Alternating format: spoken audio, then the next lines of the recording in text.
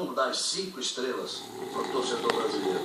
Para aqueles que estiveram aqui no estádio hoje e que abraçaram a Copa do Mundo, que abraçaram a seleção brasileira, como eles dizem, com muito carinho, com muito orgulho, com muito amor. Posso completar? Pode. E para aqueles que estavam no cantinho do Brasil, Esse é o meu amigo, roncando após o final do Brasil. Que estão tristes como a gente, e o dia de amanhã deles é muito pesado. E ele fala que ele não ronca.